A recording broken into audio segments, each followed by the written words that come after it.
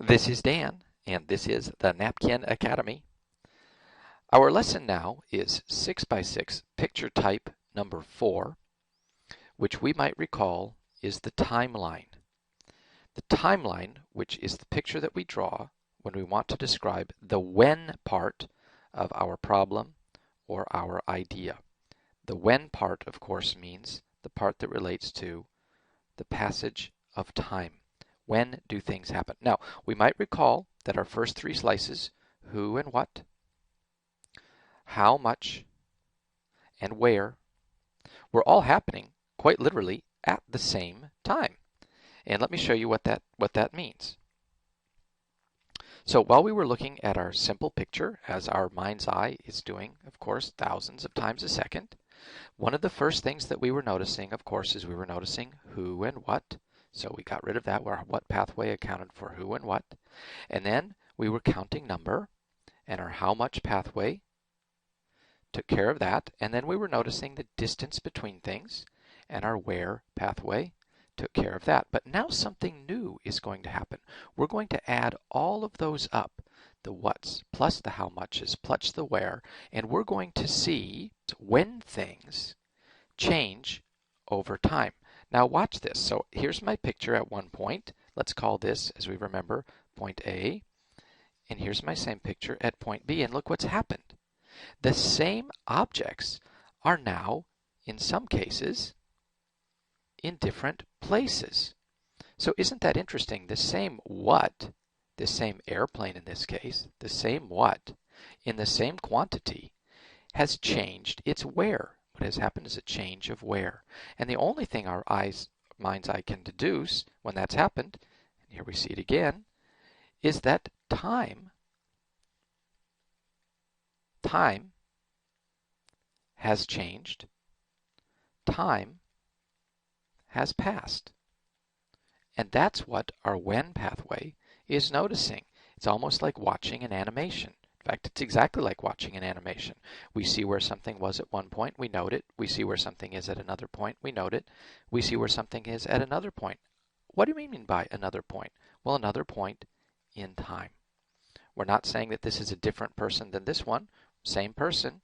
All that's changed is their where. The only way to account for the same thing changing its where is, well, time must have passed. When must have passed. So, okay, let's talk specifics about picture type number 4, the timeline. So this is 6x6, type number 4, the timeline. And let's come up with an example, something very simple, of course. The typical timeline looks something like this. Well, you know, A happened, and A was followed by B, and B preceded C, and in the end, we ended up with D. So there's our very typical timeline.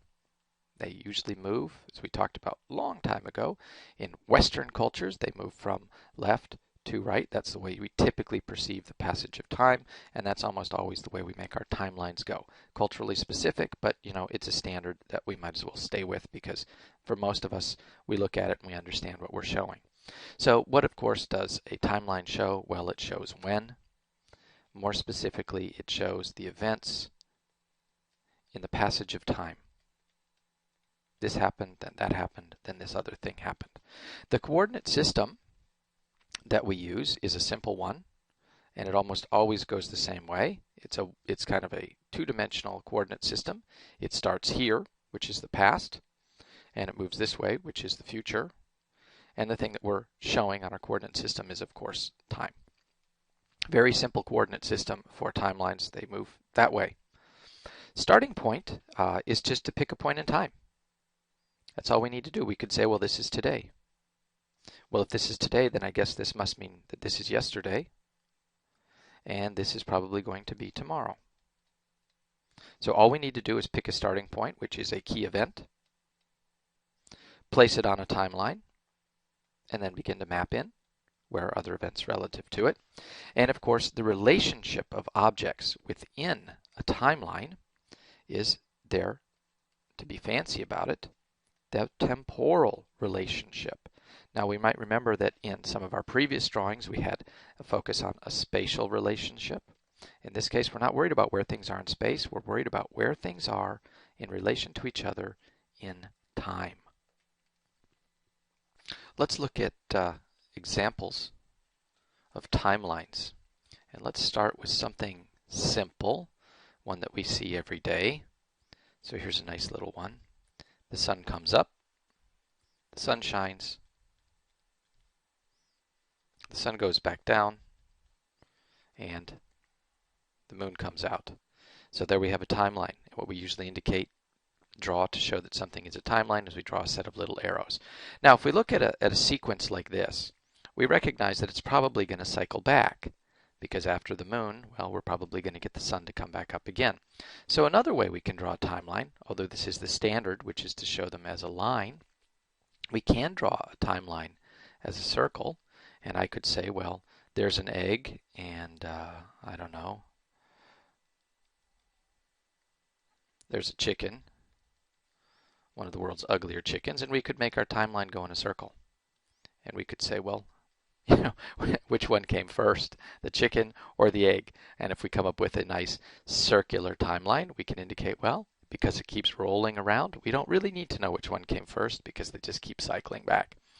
Something interesting, though, when we're drawing timelines is that it turns out that human perception, it's a little bit tricky for us to see things that move in a cycle, especially when there's a lot of steps there. We do seem to have kind of a preference for just showing things in a line. It's a little bit easier for us to look at, and if we want to show that they cycle back, then we can just put a little hook to indicate that. And so what we did then from timelines is we could say, well, let's make a straight timeline. And I was recently doing a little bit of research on the history of search, the history of online search, and I could draw for you a little timeline of what I was able to find out. And so I think if we go back to 1991, let's just set up our timeline. Event number 1, remember how we do this? We set up a coordinate system, we pick timeline number 1, and a company called AOL was quite prominent in search back in 1991. And then let's figure out, where's our timeline going to end? Well, it's going to end pretty close to where we are now, let's say in the year 2009. Most recent big launch of a search engine was Microsoft's Bing. And in between, we're going to find that there is kind of a specific time. So in 1994, we had Lycos. And in 1995 was the launch of a little search engine called Yahoo. And then if we skip a little bit, we go to 1998, was another little search engine called Google. And so here's what we've done is we've just created a timeline showing the history, the passage of a series of events in temporal order. Whew. Temporal order. So that's, of course, what a timeline is. Well, now, you know, we can make a timeline like that, something where we've got a fixed date. We can make that even more elaborate. So say, for example, it was back in 1961 when President Kennedy, very handsome man, of course, got up there and said, you know, we should go to the moon. We should take this nation and go to the moon. Let's go to the moon. And not only are we going to go to the moon, which is great because we can all see it, very nice for those of us who remember maps as a way of indicating where we want to go. Very nice one, because here's a map that we can look up in the night sky every night and see where we're going. That's cool, unless you happen to work for NASA, at which point you're more concerned that he said we're going to do this by 1969. And now you're not so concerned about where we're going, but you're very concerned about when? When are we going to do all these things in order to get to the moon by 1969? So what you do is you draw a timeline. And we're going to find in a moment that this becomes a very specific type of a timeline, where what you do is you say, you pick the date that you need to meet and you put it at the end. And that was, in Kennedy's case, 1969. We need to have completed our objective of gotten to the moon. Well, we're back here in 1961. So let's create a timeline that indicates all the things we need to do, all we need to do to get there on time. What are all the things we need to do to get there on time? So there's a bunch of things if you're at NASA. We need to develop the booster rocket. We need a big old rocket to get us out of Earth's atmosphere. And then to run that rocket, we need to develop some kind of fuel that we can burn. And then on top of that rocket, we need to have some kind of spacecraft. And inside that spacecraft, we're certainly going to need to have some people. I mean, the whole point is to get people to the moon. And then we're going to have to test all of this. We're going to have to stick all this stuff together, our rocket with our fuel in it, with our spacecraft on it, with our people inside. We're going to have to test all that, and then eventually we're going to have to launch that thing, and that's how we're going to get to the moon. So what we see here is something that became known as a Gantt chart, named after Henry Gantt. Henry was a big project manager in 1900 up to about 1914, so right around the time and up through the end of 1918, World War I. And he was really big on making charts like this, Gantt charts, timelines that would be able to show you when everything needs to happen. So these became, of course, very popular, and what we end up with today is all kinds of different software, whether it's Microsoft Project or Open Project or things that are ways to make really complex Gantt charts. And who are the people who really love timelines? Well, those of us who really love timelines are the timekeepers. Someone looking at my watch, keeping track of the tick, tick, tick, tick. Are we getting everything done? We tend to be the program managers and the project managers and the people who are responsible for keeping track of scheduling. The problem with these wonderful Gantt charts, which can show all of the things that need to get done and all of the whens that they need to happen, and then they can even map out in this nice visual form as to show when they need to happen. The problem with these is that if we're not a project manager and we look at one of these things, we have a tendency to scream and say, oh my God, what? Because I can't really see very well when I fit in here, and what are these linkages? So one of the things that I often recommend to project managers is it's incredibly powerful to go ahead and make your complete Gantt chart to show your entire project. But when it comes time to showing it to your team, do not show them the entire Gantt chart, because most of us just seize up like a brick wall, when we see something like this. No. What we do is we draw. We project managers learn how to draw very simple timelines that say, look, person, what I really need you to do is I need you to do 4 things in this order, and I'll give you a date here, and I'll give you a date here, and here's what I want you to get done along the way. Oh, we say, okay, I see where I fit. So that's what I kind of recommend that we do. Which brings us to a nice segue, I suppose, into the questions of, well, when do we use timelines? When do we care about when things are happening? Well, every time we want to show, obviously, the time relationship of different events is when we want to make a timeline, when we're interested in the time relationship. So what that really means is, okay, well, when did it happen? When did that thing happen? Well, are we picking a particular date? We could be.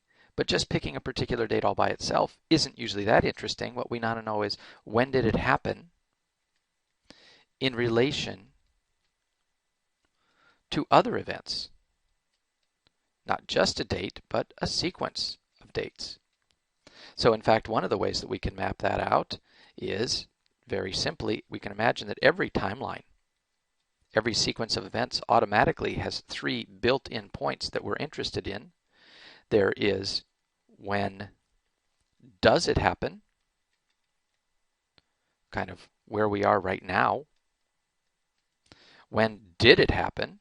Which, is easy to think of as the past. And when will it happen? Which, of course, is the future. So, anytime we want to understand the relationship of did, does, and will, we want to go ahead and create a timeline. And what's interesting about that is whenever we want to show, of course, when there are dependencies. And what we mean by dependencies is, let's say that this thing simply can't happen until that thing has already happened. And that's where we got back into our Gantt chart, because we could show that, well, everything doesn't just run necessarily in one line. There could be these parallel lines, like we saw back with our little NASA chart. And this one can't start until this one is done. So if we want to show when time-based dependencies, again, that's when we want to show a timeline. And lastly, of course, when what we really want to focus on is just the sequence. If we're a project manager and someone has said to, okay, so map out for me, lay out for me when everything's going to happen. What is the sequence of events? What are the dance moves? We're going to do this one, and then we're going to do this one, and then we're going to do the cha-cha-cha switch, and then we're going to jump up in the air, and then we're going to end up right where we started. When we want to know the sequence, what do we draw? You got it. We draw a timeline. And let's conclude with one of the more famous nice little timelines. So this is going to start out. Let's summarize timelines.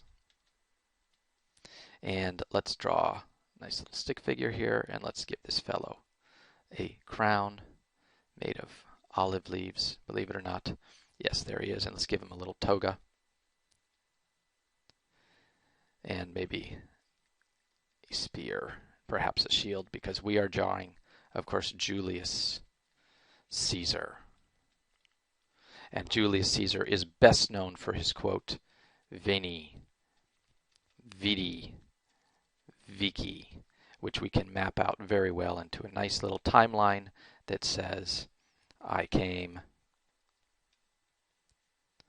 I saw, and boy oh boy, I conquered. And that's what the power of a little timeline.